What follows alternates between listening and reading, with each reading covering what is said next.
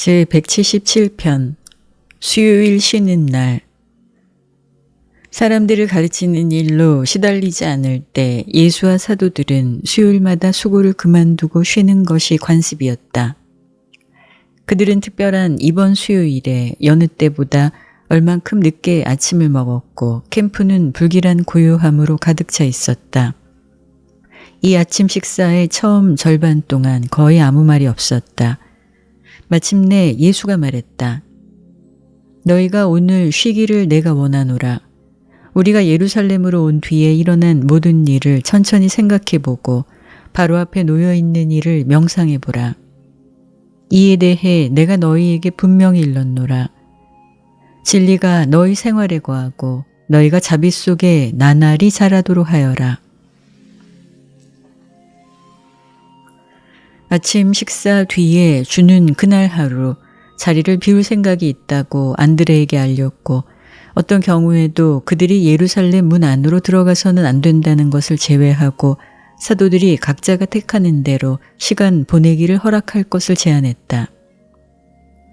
예수가 산으로 혼자 가려고 준비했을 때 다윗 세베대는 그에게 인사하며 말했다. 주여, 바리새인과 권력자들이 당신을 죽이려 하는 줄 당신이 잘 아시며 그래도 당신은 산으로 혼자 가려고 준비하시나이다. 이렇게 하는 것은 어리석은 일이요.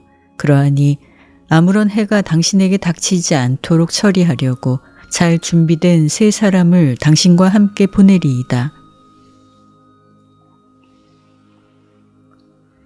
예수는 잘 무장하고 튼튼한 세 갈릴리 사람을 훑어보고 다윗에게 말했다. 너는 좋은 뜻을 가졌으나 사람의 아들이 자신을 방어할 사람이 하나도 필요하지 않음을 이해하지 못하니 내가 잘못하는도다. 내 아버지의 뜻에 순응하여 내 목숨을 버릴 준비가 될 때까지 아무도 내게 손대지 아니하리라. 이 사람이 나를 따라와서는 안 되느니라. 아버지와 이야기를 나눌 수 있도록 나는 혼자 가기를 바라노라. 이 말씀을 듣자 다윗과 무장한 경비원들은 물러났다. 그러나 예수가 혼자서 발걸음을 떼자 요한 마가가 먹을 것과 물을 담은 작은 바구니를 가지고 앞으로 나섰고 그가 하루 종일 떠나 있을 생각이라면 배가 고프게 될지 모른다고 넌지시 비추었다.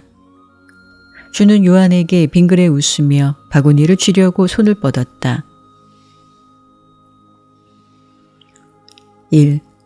하루를 혼자 하나님과. 예수가 요한의 손에서 점심 바구니를 쥐려 하자 그 젊은이는 나서서 말했다. 하지만 주여, 바구니를 내려놓고 몸을 돌이켜 기도하고 바구니 없이 계속해도 되나이다. 게다가 점심을 가지고 내가 따라간다면 당신은 예배하기에 더욱 홀가분할 터이고 분명히 나는 조용히 있겠나이다. 당신에게 아무 말도 묻지 않고 당신 혼자서 기도하러 따로 가실 때 바구니 옆에 머무르리이다. 그 대담성은 가까이서 듣던 사람들 가운데 더러를 놀라게 했는데 이렇게 말하면서 요한은 대담하게 그 바구니를 계속 붙들고 있었다. 요한과 예수 둘이서 그 바구니를 붙들고 거기에 서 있었다. 이내 주는 손을 놓고 소년을 내려다보며 말했다. 내가 마음을 다해 나와 함께 몹시 가고 싶어하니 너를 거절하지 못하리라. 우리끼리 떠나가서 재미있는 이야기를 나누리라. 마음속에 무슨 질문이 생겨도 내게 물어도 좋고 우리는 서로 위로하고 위안할 것이라. 너는 점심을 가지고 떠나도 좋으니라. 그리고 내가 지칠 때 내가 너를 도우리라. 나를 계속 따라오라. 예수는 해가 진 뒤까지 그날 저녁에 캠프로 돌아오지 않았다.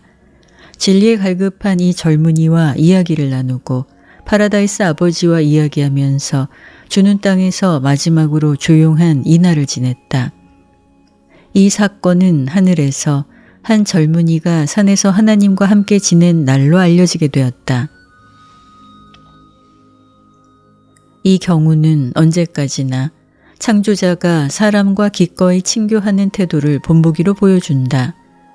소년조차도 마음의 소망이 정말로 지극할 때 한 우주의 하나님의 눈길을 끌고 사랑으로 동반하심을 누릴 수 있다. 산에서 하나님과 혼자 지내는 잊을 수 없는 환희를 그것도 하루 종일 실제로 누릴 수 있다.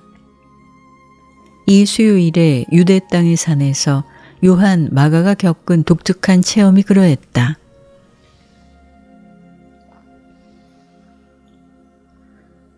예수는 요한과 많이 이야기를 나누고 이 세상과 다음 세상의 일에 대해 거리낌 없이 이야기했다. 요한은 그가 사도들 중에 하나가 될 만큼 나이 들지 않아서 얼마나 서운했는가 예수에게 말했다. 그리고 페니키아로 간 여행을 제외하고 예리고 가까이 요단강 여울에서 그들이 처음 전도할 때부터 줄곧 따라다니도록 허락받은 것을 대단히 고맙게 여긴다고 말했다. 예수는 다가오는 사건들을 보고 낙심하지 말라 소년에게 경고하고 그가 살아서 하늘나라의 막강한 사자가 되리라고 그에게 확신을 주었다. 요한 마가는 산에서 이날 예수와 함께 지냈던 기억으로 기쁨에 떨었지만 마가는 그들이 겟세마네 캠프로 막 돌아오려 할 때 말씀한 주의 마지막 훈계를 결코 잊지 않았다. 이때 주는 말했다. 자, 요한아, 좋은 이야기를 나누었구나. 정말로 쉬는 날이었도다. 그러나 내가 너에게 이른 것들을 아무에게도 말하지 않도록 하여라. 요한 마가는 그가 산에서 예수와 함께 지낸 이날 무슨 일이 벌어졌는지 결코 밝히지 않았다. 예수가 땅에서 보낸 생애의 남은 몇 시간을 통해서 요한 마가는 주가 눈앞에서 오래 사라지도록 버려두지 않았다. 그 소년은 언제나 가까이서 숨어 있었고 예수가 잘 때만 눈을 붙였다.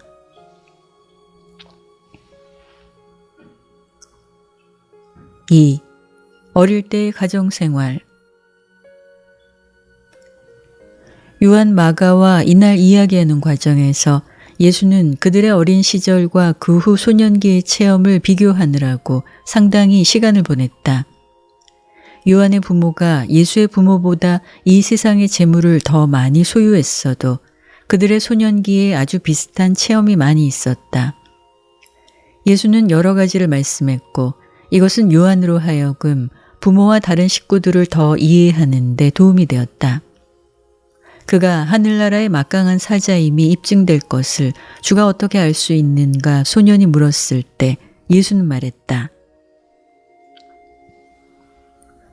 내가 하늘나라 복음의 충실함이 입증될 것을 내가 아노니 너의 현재 믿음과 사랑이 집에서 내 목대로 받은 그러한 초기 훈련에 바탕을 두었을 때 내가 이러한 자질을 신뢰할 수 있기 때문이라. 너는 부모가 서로에게 진지한 애정을 품은 집에서 생긴 결과이며 따라서 자신을 중요시하는 개념을 해롭게 높일 만큼 지나치게 사랑을 받지 않았느니라. 너의 자신감과 충성심이 서로 충돌하도록 너희 부모가 사랑 없이 조종한 결과로 내 성격이 삐뚤어지지도 않았느니라. 칭찬할 자신감을 보장하고 정상적 안정감을 촉진하는 부모의 사랑을 내가 누려왔느니라. 그러나 내 부모가 사랑뿐 아니라 지혜를 가졌으므로 너는 또한 운이 좋았구나. 돈으로 살 수 있는 대부분의 형태의 방종과 많은 사치품을 허락하지 않도록 부모가 지혜롭게 행하였고 한편 내 부모는 이웃놀이 친구들과 함께 너를 회당 학교로 보냈으며 또한 내가 고유한 체험을 가지도록 허락하므로 이 세상에서 어떻게 사는가 배우라고 너를 복돋았느니라. 너는 요단강으로 왔고 거기서 젊은 내 친구 아모스와 함께 우리는 전도하고 요한의 제자들은 세례를 주었느니라. 너희 둘이 우리와 함께 가기를 바랬느니라. 내가 예루살렘으로 돌아갔을 때 내 부모는 찬성하고 아모스의 부모는 반대하였느니라. 저희는 아들을 너무나 사랑해서 내가 누려왔던 복된 체험을 아니 오늘 내가 맛보는 그런 체험조차 그가 못 가지게 하였느니라. 집에서 도망치면 아모스는 우리와 함께 할 수 있었지만 그렇게 했다면 그는 사랑의 상처를 입히고 충성심을 희생하였으리라. 그러한 과정이 지혜롭다 하더라도 체험과 독립과 자유를 얻기 위해 끔찍한 값을 치렀으리라. 너희 부모처럼 지혜로운 부모는 아이들이 내 나이까지 자랐을 때 독립심을 기르고 사람을 복돋는 자유를 누리기 위해 사랑의 상처를 입히거나 충성심을 억누를 필요가 없도록 처리하느니라. 요한아, 전적으로 지혜로운 존재들이 사랑을 주었을 때 그 사랑은 우주에서 최상의 현실이지만 필사 부모의 체험에서 나타나다시피 사랑은 위험하고 때때로 반이기적 버릇이라. 내가 장가들고 내 아이들을 기를 때 지혜의 훈계를 받고 머리를 써서 아이들을 사랑하도록 하여라. 젊은 내 친구 아모스는 너와 똑같이 이 하늘나라 복음을 믿지만 나는 그를 완전히 신뢰할 수 없고 앞날에 그가 무슨 일을 할지 확신하지 못하노라.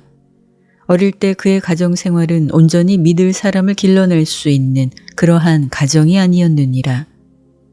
아모스는 사도들 가운데 정상이고 사랑이 가득하고 지혜로운 가정 훈련을 받지 못한 한 사도와 많이 비슷하니라. 내가 처음 8년을 정상이고 규율이 잘 선 집에서 보냈은즉 너의 여생 전체는 더욱 행복하고 믿을만 하리라. 사랑이 우선하고 지혜가 다스리는 집에서 자랐으므로 너는 튼튼하고 반듯한 인품을 가졌느니라. 그러한 소년기 훈련이 낳는 종류의 충성심은 내가 일단 시작한 길을 마칠 것이라고 내게 확신을 주느니라.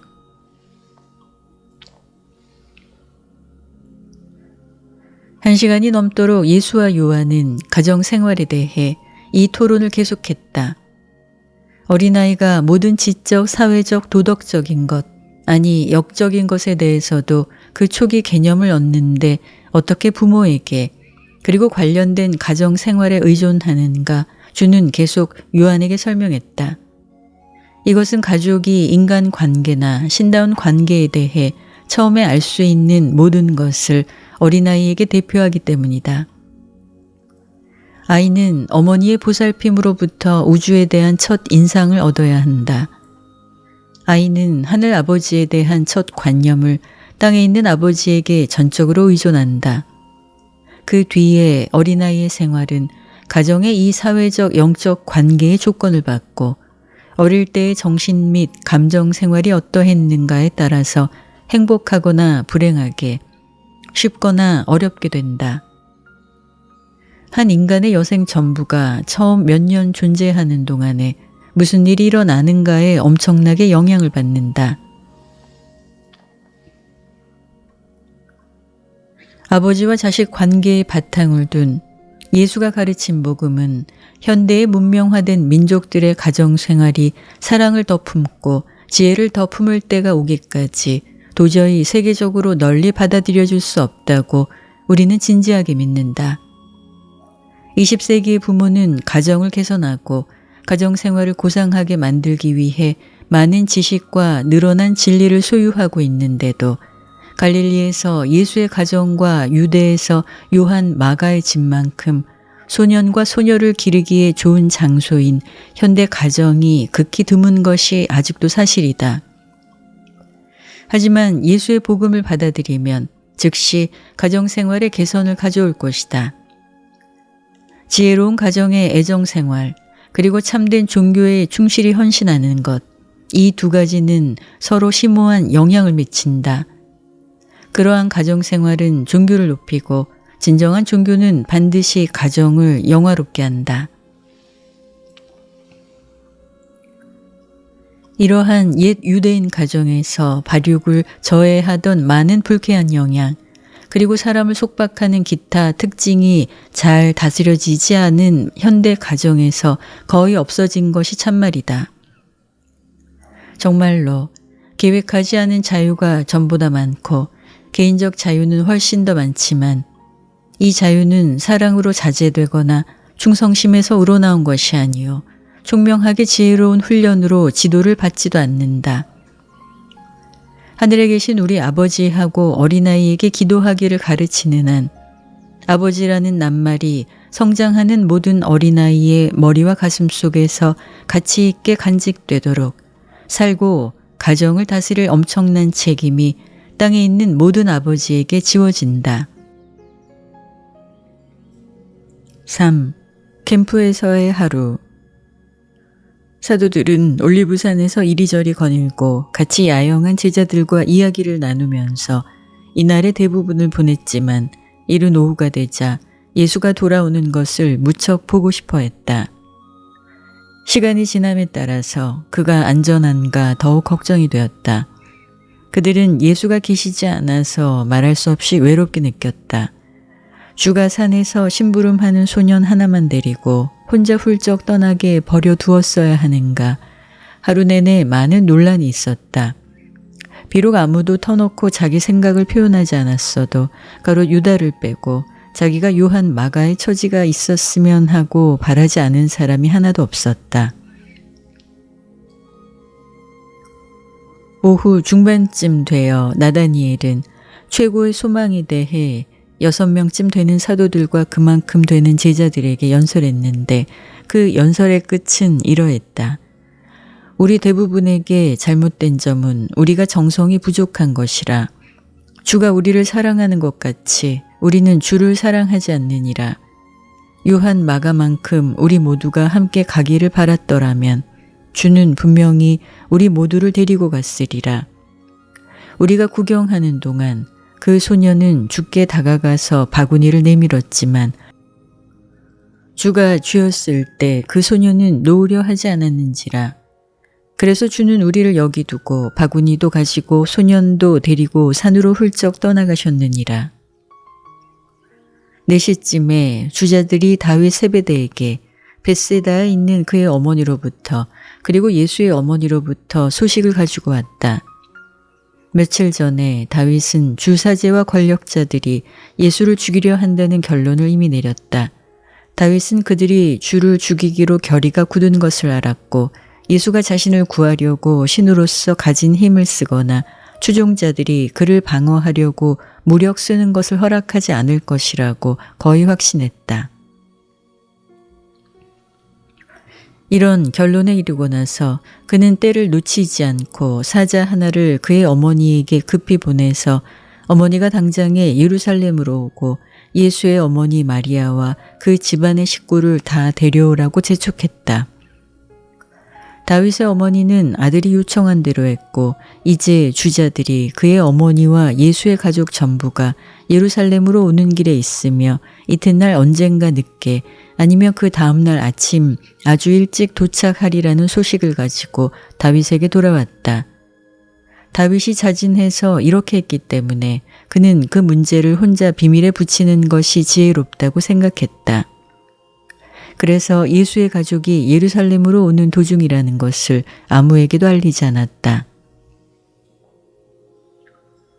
정오가 조금 지난 뒤에 아리마대 요셉의 집에서 예수와 12사도와 만난 적이 있는 그리스인이 20명 넘게 캠프에 도착했고 베드로와 요한은 그들과 회담하느라고 몇 시간을 보냈다.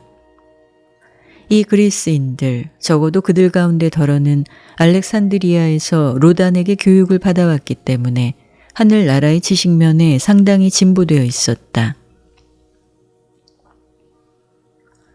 그날 저녁에 캠프로 돌아온 뒤에 예수는 그리스인들과 이야기를 나누었고 70인을 세운 것처럼 이 그리스인 20명을 임명하는 것이 사도들과 많은 주요 제자들의 마음을 크게 흔들어 놓았으리라는 사실이 아니었다면 그렇게 했을 것이다. 이 모든 것이 캠프에서 일어나고 있는 동안에 예루살렘에서 주사제와 장로들은 예수가 군중에게 연설하려고 돌아오지 않은 것에 놀랐다. 그 전날 그가 성전을 떠날 때 내가 너희 집을 황폐한 채로 버려두노라 말한 것이 참말이었다. 그러나 군중이 우호적으로 대하는 가운데 쌓았던 크게 유리한 형편을 그가 어째서 기꺼이 포기하려고 하는가 그들은 알 수 없었다. 그들은 사람들 사이에서 그가 소동을 일으킬까 두려웠는데 군중에게 주가 마지막으로 하신 말씀은 모든 타당한 방법으로 모세의 자리에 앉은 자들의 권한에 순응하라는 훈계였다. 그러나 그들이 유월절을 준비하고 동시에 예수를 죽이려는 계획을 완성하는 동안 그 도시에서는 바쁜 날이었다. 많지 않은 사람이 캠프로 왔는데 그 캠프를 세운 것은 밤마다 베다니로 나가는 대신에 거기서 예수가 머물기를 기대한다는 것을 안 사람들이 모두 비밀을 잘 지켰기 때문이다. 4. 유다와 주 사제들. 예수와 요한 마가가 캠프를 떠난 뒤에 얼마 있다가 가롯 유다는 형제들 사이에서 사라졌고 오후 늦게까지 돌아오지 않았다. 혼란에 빠지고 불평을 품은 이 사도는 예루살렘으로 삼가 들어가지 말라고 주가 특별히 요청했는데도 대사제 가야바의 집에서 예수의 적들과 약속을 지키려고 서둘러 갔다.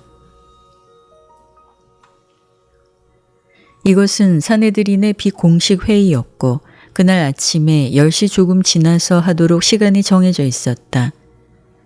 예수를 고발하는 데 쓰일 죄목들의 성질을 의논하고 그들이 예수에게 이미 내린 사형 선고에 필요한 국가의 확인을 확보하려는 목적으로 로마 당국 앞으로 예수를 끌고 오는데 어떤 과정을 이용할 것인가 결정하려고 이 회의가 소집되었다. 전날에 유다는 친척들 중 몇 사람에게 그리고 아버지 가족 중에 어떤 사두개인 친구들에게 예수가 좋은 의도를 가진 몽상가요 이상주의자이기는 해도 이스라엘이 기대하던 구원자가 아니라는 결론에 이르렀다고 털어놓았다. 유다는 그가 그 운동 전체에서 품위 있게 물러나는 어떤 길을 찾아내기를 몹시 바란다고 진술했다. 친구들은 그의 사퇴가 큰 사건으로서 유대 권력자들의 갈채를 받으리라 무엇을 그에게 해주어도 지나치지 않을 것이라고 치켜 세우며 확신을 주었다. 그가 사내들인으로부터 당장의 큰 영예를 받으리라. 그가 뜻은 좋았어도 배우지 못한 갈릴리 사람들과 유감스러운 관계를 가졌던 낙인을 드디어 지워버릴 처지에 있으리라고 그가 믿게 만들었다. 유다는 주의 막강한 일들이 악마 왕의 힘으로 일어났다는 것을 진실로 믿을 수 없었지만 이제 예수가 자신을 크게 보이려고 그의 권능을 쓰지 않을 것이라고 충분히 확신했다. 예수가 유대 권력자들이 그를 죽이도록 버려둘 것이라고 마침내 유다는 확신했고 그는 실패한 운동과 한 편이었다는 창피스러운 생각을 견딜 수 없었다. 그는 실패한 것으로 보인다는 생각을 받아들이려 하지 않았다. 그는 주의 든든한 인격과 그 당당하고 자비로운 정신, 날카로운 정신을 속속들이 이해했다. 그래도 예수가 좋은 뜻을 가진 광신자이지만 아마도 정말로 멀쩡한 정신이 아니었다. 언제나 이상하고 오해받는 사람으로 보였다고 친척들 가운데 한 사람이 제안한 것을 얼만큼 생각해 보면서 유다는 마음이 기뻤다.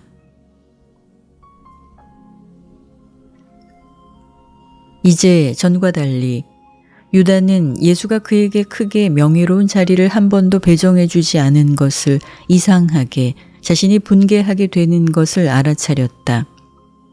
여태까지 사도들의 회개라는 명예를 고맙게 여겼지만 이제 그의 진가를 인정받지 못했다. 그의 능력을 인정받지 못했다고 비로소 느꼈다.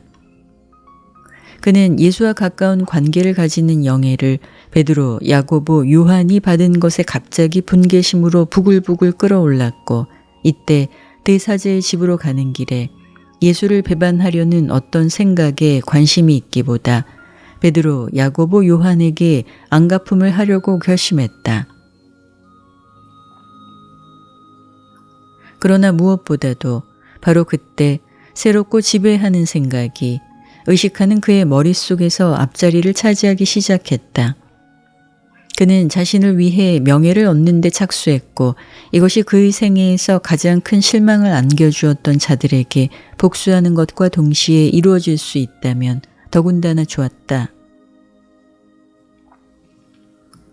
혼란. 자만심, 절망, 결심이 끔찍하게 뭉쳐서 그를 꽉 붙들었다. 그래서 그때 유다는 예수를 배반하는 일을 주선하려고 가야바의 집으로 가는 길이었고 이는 돈 때문이 아니었다는 것을 분명히 밝혀야 한다. 가야바의 집으로 다가가면서 유다는 예수와 동료 사도들을 저버리겠다고 마침내 결심했다. 이렇게 하늘나라 운동을 저버리기로 마음먹고 나서 그가 처음에 예수와 하늘나라의 새 복음편을 들었을 때 언젠가 자기가 누릴 것이라고 생각했던 명예와 영광을 될 수 있는 대로 많이 자신을 위해 확보하려고 굳게 결심했다. 사도들이 모두 한때 유다와 함께 이런 포부를 가졌지만 시간이 지나자 그들은 진리를 찬미하기를 배우고 적어도 유다보다 더 예수 사랑하는 것을 배웠다. 그의 사촌이 배반자를 가야바와 유대 권력자들에게 인사시켰고 사촌은 유다가 예수의 미묘한 가르침에 자신이 미혹된 잘못을 발견했으므로 그가 그 갈릴리 사람과 가졌던 관계를 대중 앞에서 정식으로 부인하기를 바란다고 동시에 유대 형제들의 신뢰와 친교의 회복을 요청하려고 그 장소에 도착했다고 설명했다. 유다의 이 대변인은 이어서 설명했다. 예수가 체포된다면 이스라엘의 평화를 위해 최선이라는 것을 유다가 인정한다. 그리고 그러한 그릇된 운동에 참여해 온 것을 후회한다는 증거로서 또 이제 모세의 가르침으로 진지하게 돌아온다는 증명으로서 예수를 체포하라는 명을 받은 지휘관과 주선할 수 있는 자로 자청하려고 그가 사내들인으로 왔다. 이렇게 하면 예수를 조용히 감금할 수 있고 이처럼 민중을 소란하게 만드는 어떤 위험이나 또는 유월절이 지나기까지 그의 체포를 연기할 필요를 피한다.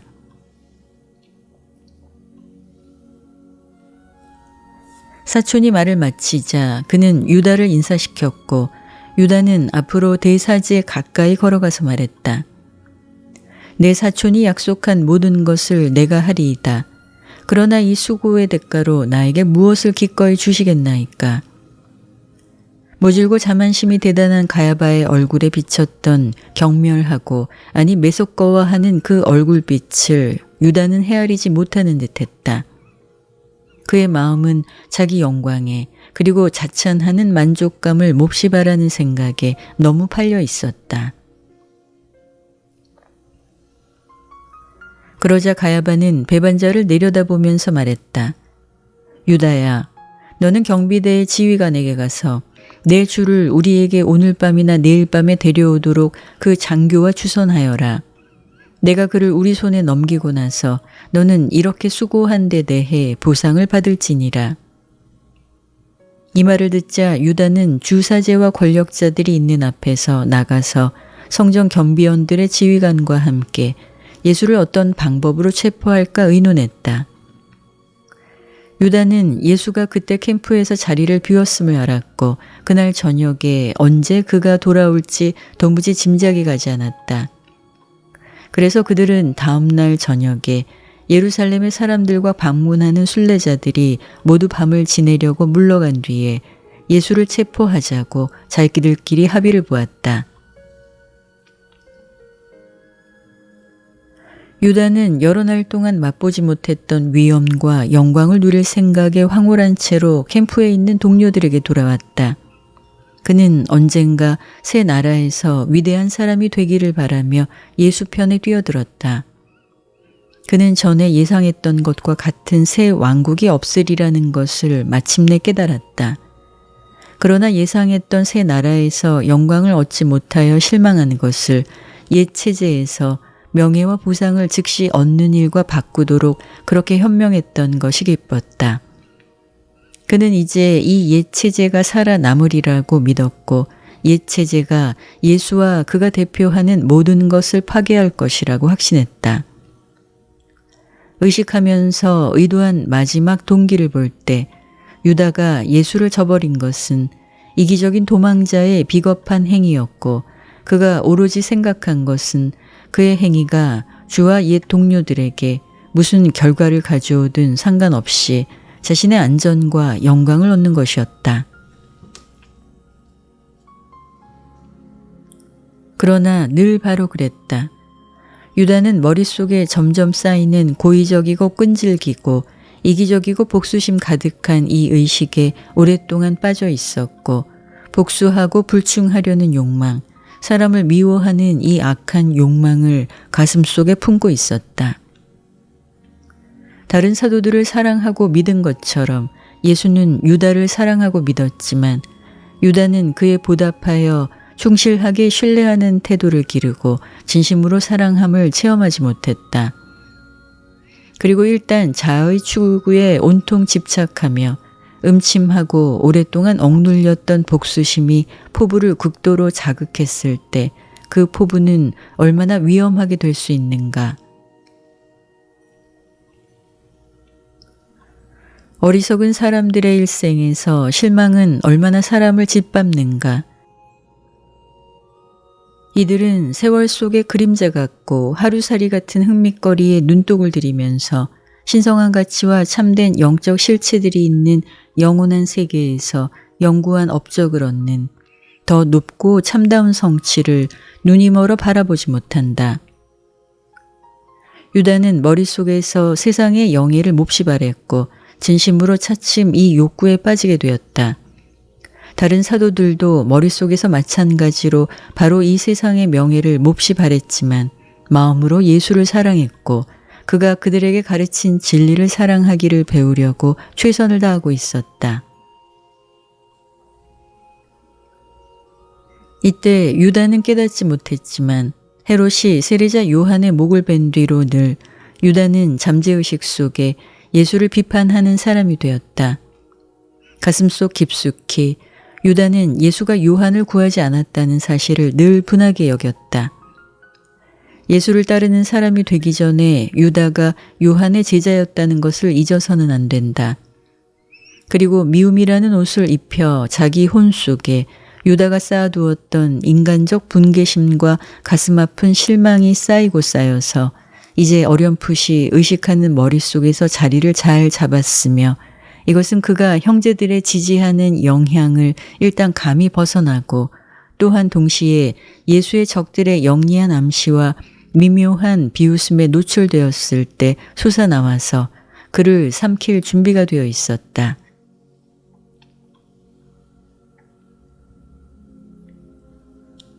유다가 하늘 높이 희망을 띄우고 예수가 이를 산산조각 내는 무슨 일을 하거나 말을 할 때마다 유다의 마음속에 모질게 붕괴했던 상처가 언제나 남아 있었다.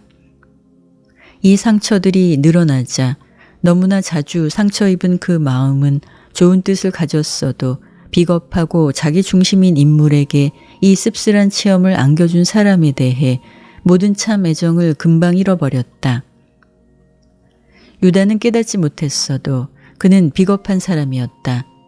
따라서 쉽게 손 닿는 곳에 있는 듯 보였을 때 예수가 비겁하여 아주 흔히 권력이나 영광을 붙잡기를 거절했다고 유다는 언제나 예수를 탓하고 싶어 했다. 어떻게 한때는 진정했던 사랑조차 실망과 질투와 오래 계속된 분개심을 통해서 결국 실제로 미움으로 바뀔 수 있는가 필사 인간은 누구나 잘 안다.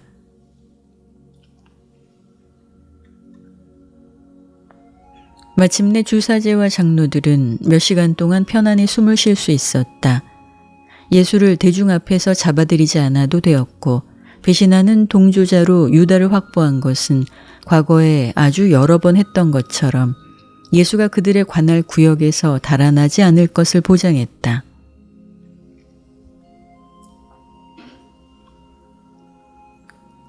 5.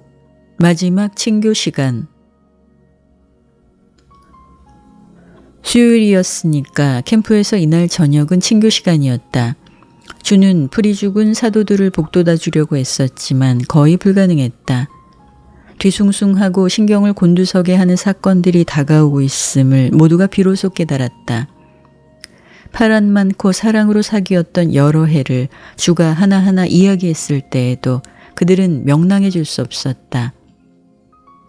예수는 모든 사도의 가족에 대해 조심스럽게 물었고 다윗 세베대를 향해 둘러보며 누가 자기 어머니나 막내 누이나 또는 자기 집안의 다른 식구로부터 요즘의 소식을 들었는가 물었다. 다윗은 고개를 떨구고 자기 발을 내려다보았다. 대답하기가 두려웠다.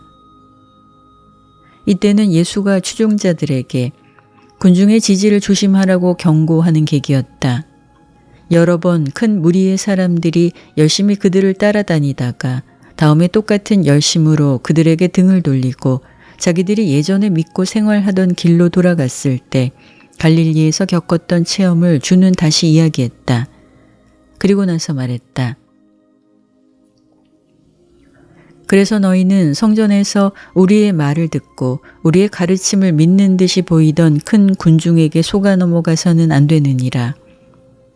이 군중은 진리를 듣고 머릿속에서 겉으로만 믿지만 거의 아무도 진리의 말씀이 살아있는 뿌리를 박아 가슴속에 들어가게 두지 않느니라.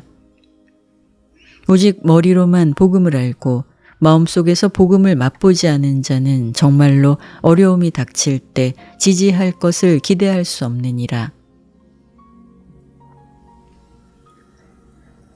유대인 권력자들이 사람의 아들을 죽이겠다고 의견을 모았을 때 그들이 한 마음으로 공격할 때 너희는 군중이 절망에 빠져 달아나든지 아니면 미치고 눈먼 이 권력자들이 복음의 진리를 가르치는 선생들을 사형장으로 끌고 가는 동안 말없이 놀라서 구경만 하는 것을 너희가 보리라. 그리고 나서 역경과 박해가 너희에게 닥칠 때 너희가 보기에 진리를 사랑한다는 또 다른 사람들은 흩어지고 더러는 복음을 부인하고 너희를 저버릴 것이라. 우리와 아주 가까웠던 어떤 사람들은 이미 저버리기로 작정하였느니라. 우리에게 이제 닥친 시절에 대비하여 너희는 오늘 쉬었느니라. 그러므로 바로 앞에 닥친 며칠을 위해 너희가 힘을 얻도록 내일은 경계하고 기도하라. 캠프의 분위기는 이루 말할 수 없는 긴장의 빛이 가득했다. 말없는 사자들이 오고 갔고 오직 다윗 세베대와 의사를 통했다. 그날 저녁이 지나기 전에 더러는 나사로가 황급히 베다니에서 달아난 것을 알았다. 캠프로 돌아온 뒤에 주의 곁에서 하루 종일 보냈는데도 요한 마가는 불길하게 말이 없었다.